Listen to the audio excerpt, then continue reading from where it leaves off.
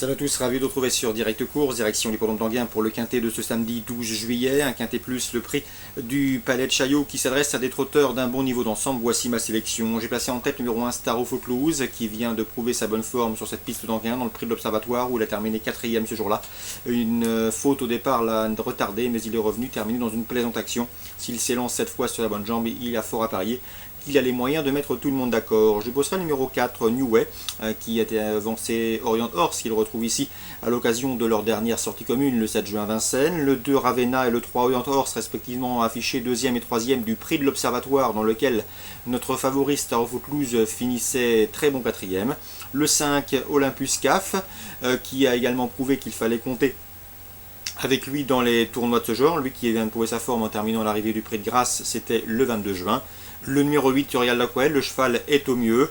Et dans ce lot, il devrait une nouvelle fois faire l'arrivée. En tout cas, il fait partie des bonnes chances tricolores. Le 11, Lobel Countess, qui reste sur 3 podiums consécutifs et qui tentera de confirmer dans ce lot quelque peu plus relevé. Et le 18, Sam Gibus, il est redoutable lorsqu'il peut courir pieds nus. Ce sera le cas en ce samedi dans ces conditions. Mieux vaut donc s'en méfier. As 4, 2, 3, 5, 8, ensuite le 11 et le 18. Suite du programme à Anguin. Dans la première, j'aime beaucoup le 101 BBR Express, présenté par la famille Bossuet. Le cheval reste sur 6 podiums consécutifs et il devrait une nouvelle fois jouer les premiers rôles. On lui posera le 109 Baywatch, qui reste sur une série de bons résultats. 101, 109. Dans la quatrième, j'aime beaucoup le 405 Painting Was. C'est vrai qu'il reste sur 3 disqualifications consécutives dans des quintets à Vincennes. Mais le cheval retrouve la piste d'Anguin sur laquelle il s'est imposé fin avril et ce dans un style convaincant avec de la marge.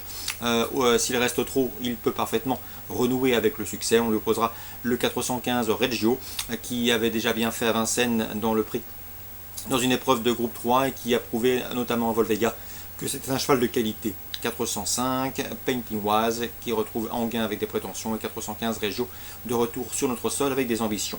Dans le prix de Bruxelles, la 5e, une belle épreuve. J'aime beaucoup le 502, un mec des Ripré, lauréat sur le tapis vert certes du prix René Ballière, mais le cheval se plaît également à Anguin où il avait brillé l'été dernier. C'est un choix prioritaire et le concurrent à battre, le 502, un mec des Ripré. On lui posera le 506 Holm Halls qui vient de s'imposer dernièrement dans le prix Bertrand de Loison à Vincennes et qui avait terminé 3e de cette course en 2013. Donc 502, 506. Attention également au 508 Voltigeur de Mythe et au 501 Village Mystique, respectivement affichés 3e et 2e du prix de Genève l'an dernier sur cet anneau d'Anguin. 502 pour la victoire. Pour les places, on rajoute le 6, le 8 et le 1. Dans la 7e, le prix du Louvre, autre belle épreuve, autre épreuve de groupe 3 en ce samedi. Attention au 705 Taste of Bourbon qui porte la casaque de Jean-Pierre Dubois, lequel a vu la victoire d'une de ses représentants l'an dernier, Vive Island. Sachez que Taste of Bourbon, en dehors du fait d'être bien né, elle également de la qualité. Cette jument avait notamment remporté les prix de Rome et Henri Cravoisier l'été dernier sur cette piste d'Anguin, donc elle retrouve une piste à son entière convenance. Son principal rival sera sans doute le 710 Clean W Bocco, qui a terminé 4e du prix de Grasse à Vincennes et qui a remporté sa dernière course sur l'hippodrome d'Anguin. Donc c'est a priori le concurrent dangereux pour ce 705 Taste of Bourbon. 705, 710, le 704 Arlington Dream qui avait course gagnée au moment de sa faute dernièrement sur cette piste d'Anguin, et le 702 Alex the Wider qui collectionne les podiums devraient être également des candidats aux belles places.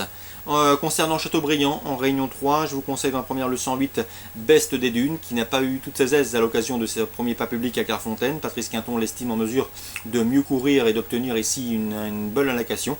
Il constitue donc un rival sérieux pour le 103 So Lightning, lequel a prouvé qu'il valait un dos comme ça. Il avait notamment bien gagné à Saint-Malo début juin. Et le 102 également Nash, qui a débuté victorieusement sur les prônes de Dax et qui aura à cœur de confirmer. 103, 102 et attention au 108 qu'il faut racheter au dire de Patrice Quinton. Dans la 8e, je sais qu'Anna Wekweti aime beaucoup le 806 La Jacinta, mieux vaut donc s'en méfier. C'est une pouliche douée qui dans ce lot doit pouvoir tirer son épingle du jeu. Elle constitue donc, elle pourrait bien s'expliquer avec le 801 Vadirom qui possède à l'évidence une première chance théorique. Donc course ciblée à Châteaubriand en Réunion 3, la première et la 8e. Course ciblée à Anguin, Réunion 1, première, 4e, 5e et 7e. Excellent jeu à tous, bon début de week-end et à demain.